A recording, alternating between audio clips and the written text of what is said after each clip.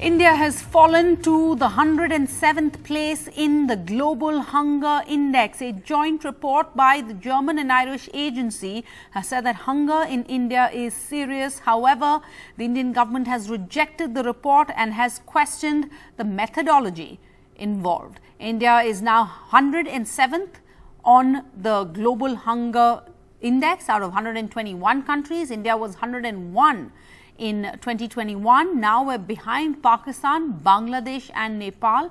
In fact, in all of the South Asia, only Afghanistan is ranked below India.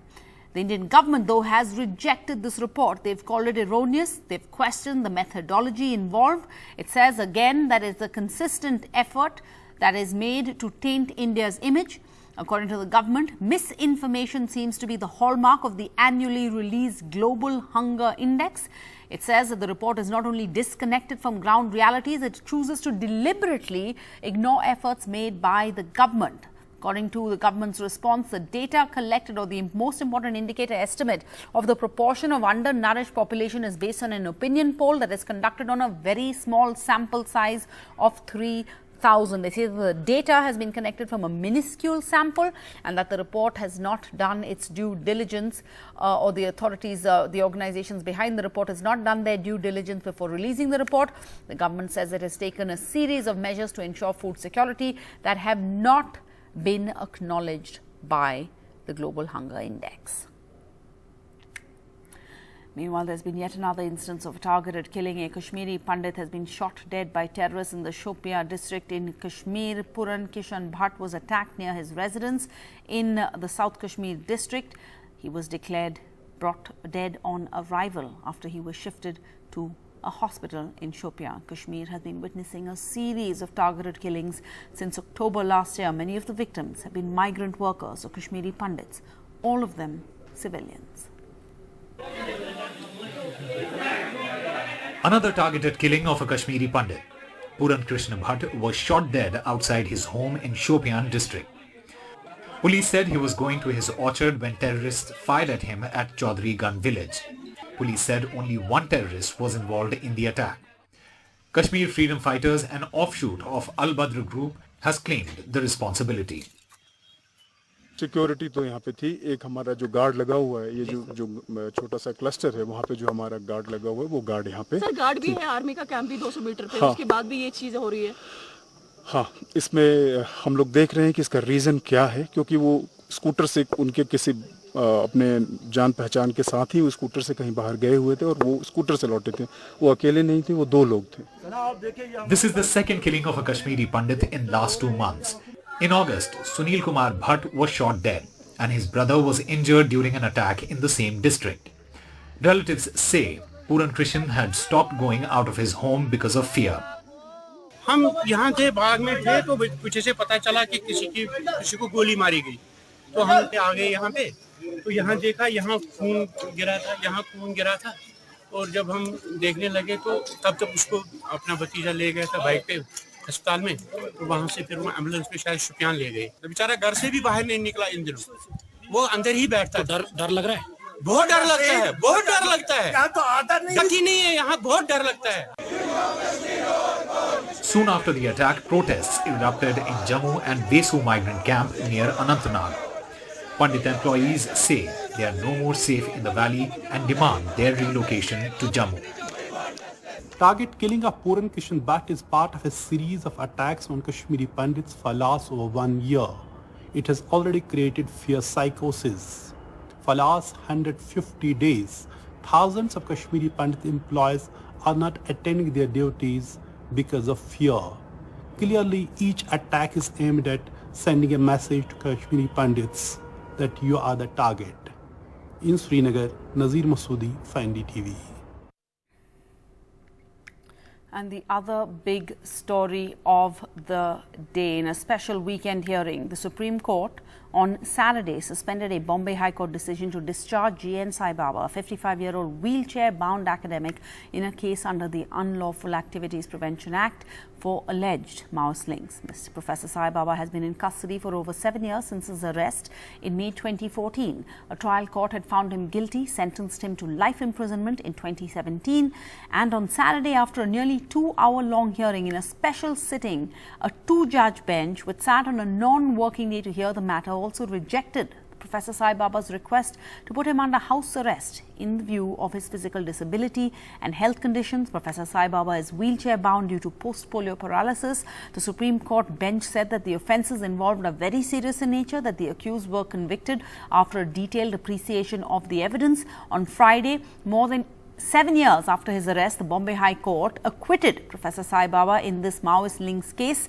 It held that the trial was null and void because valid sanctions required under the Section 45 of the UAPA were not obtained. The Supreme Court, however, observed that procedural safeguards cannot be, and I'm quoting here, sacrificed at the altar of a perceived peril to national security. In court, the professor's counsel also drew the court's attention to Sai Baba's physical disability, pointing out that he's 90% paraplegic, 90% paralyzed. His lawyer said he's a paraplegic. He's confined to his wheelchair. His lawyer told the court that there are no trained persons in prison to help Professor Sai Baba answer calls of nature. He says that he said in court that lay co-prisoners were helping him, and it was a case of life and health for him. One of the accused in the case died after contracting swine flu in jail in August 2022.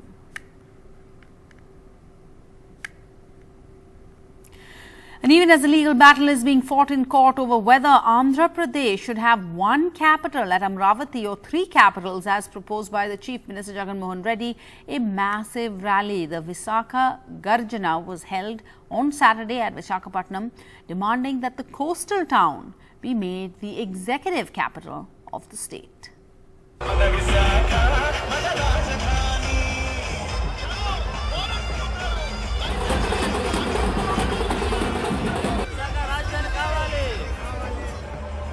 Massive show of strength in Visakhapatnam, as nearly 1 lakh people are said to have gathered to support Chief Minister Y.S. Jagan Reddy's proposal to make the North Coastal town the executive capital of Andhra Pradesh.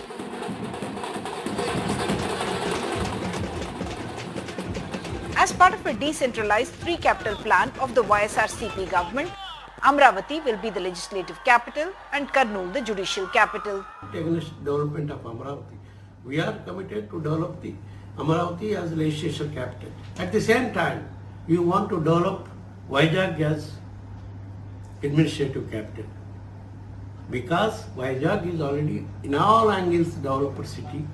You need not invest single rupee for the development of the city. And of course, Kurnool, we are going to have the judicial capital. After Jagan Reddy became Chief Minister in May 2019, he reversed his predecessor Chandrababu Naidu's plans to develop Amravati as a greenfield state-of-the-art capital at a cost of tens of thousands of crore rupees, opting instead for a decentralized model that the YSRCP government said would address regional imbalances. Visakha రాజధాని పనులు ప్రారంభించాలి. అదే సమయంలో ఇంకొక మాట కూడా మేము చెప్తా ఉన్నాం. కృష్ణా గుంటూరు, ఇవాళ కృష్ణా గుంటూరు నుంచి రాజధాని కోసం ఎవరు వచ్చినా, సెక్రటేరియట్కి ఎవరు వచ్చినా వాళ్ళని మేము స్వాగతిస్తాం. అంతేగాని విశాఖకు రాజధాని వద్దు, 3 రాజధానులు వద్దు అనే వాళ్ళని ఖచ్చితంగా తరిమి కొడతాం. Over 25,000 farmers who had given land to the Naidu government as part of a land pooling scheme for the capital, however, protested and went to court, alleging violation of contracts entered into with them. The Andhra Pradesh High Court in March this year ordered the government to develop Amravati as capital city within 6 months. The state government last month filed a special leave petition in the Supreme Court challenging the order and insists that it has the power to decide where its capital should be. With input from Visakhapatnam, Uma Sudhir, NDTV.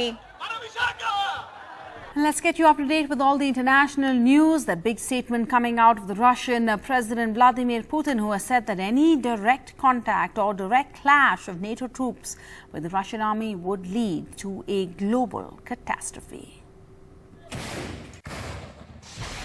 A dire warning once again from Russia's President Putin in Kazakhstan's capital Astana to attend a meeting of the Commonwealth of Independent States.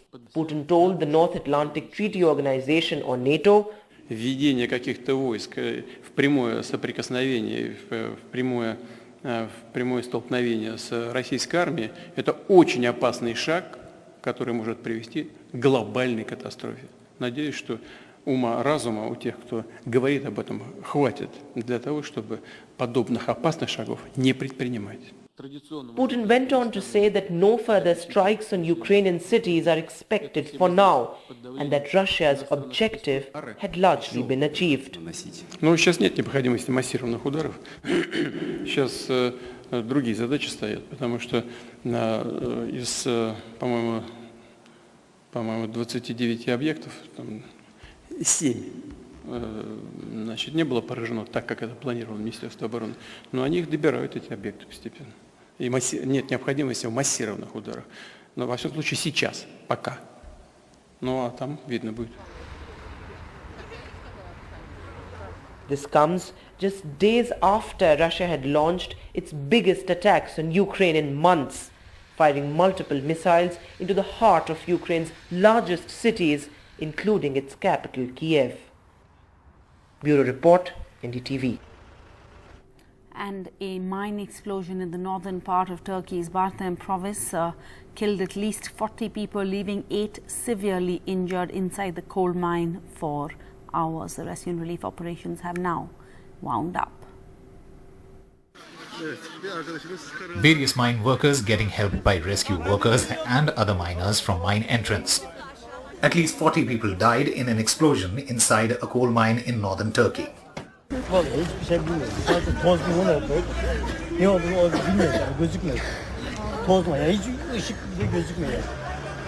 Emergency crews worked through the night, dug through rocks trying to reach more survivors. There were reportedly 110 people in the mine at the time of the explosion. According to officials, most of the workers were able to evacuate following the blast. 49 were trapped in a higher risk area of the facility. Turkish President Recep Tayyip Erdogan tweeted, "Our hope is that the loss of life will not increase further, that our miners will be found alive. All our efforts are aimed in this direction." This blast gives a flashback to Turkey's 2014 disaster when 301 people died after a blast in the western town of Soma. NDTV Bureau Report. All right, let's get you all the sports news. And Rika Roy now joins us as Saurav Ganguly has revealed his next move after his exit from the BCCI. Rika, the former India captain, is to be stepping down as BCCI president next week, and he has now unveiled what he has up his sleeve. That's right, Sarah. It seems that Saurav Ganguly is going to fight once again to become the Cricket Association of Bengal president, the post he held between 2015 and 2019 before moving on to BCCI. It was clear earlier this week that BCCI will not give him a second term in office as president. So Saurav was out of the BCCI system, but of course there was a pathway into cricket administration that was open for him, which was getting back to Cricket Association of Bengal, and that's exactly what he has done now. He will be revealing his panel on the 20th, and he'll be filing his nomination on the 22nd of October. The elections are slated for 31st of October, and it seems that with Saurav coming back to CAB, it will not be very difficult for him to garner the number of votes that's required for him to become the president. Interesting move, I would say, Sarah, because Saurav Ganguly wanted to become the chairman of ICC, and BCCI wouldn't let him be there. So right now, he's of course come back to state to manage the state cricket board. And from there, he can once again make his moves to BCCI. And who knows, in the next few years, you might once again see Saurav Ganguly as the president of BCCI, and then him fulfilling his ambitions of getting to ICC. In BCCI, there's no permanent friend, there's no permanent enemy. The weather keeps changing, and people who have accused Saurav Ganguly of conflict of interest were the ones who were thrown out of BCCI by the Supreme Court of India because of the same charge. And the gentleman is N. Srinivasan. Of course, Saurav Ganguly has himself committed several instances of so-called conflict of interest. But having said so, there are many people in the Indian Cricket Board who can be perceived to have had charges like conflict of interest against them. Mika Roy reporting. Thanks for those details.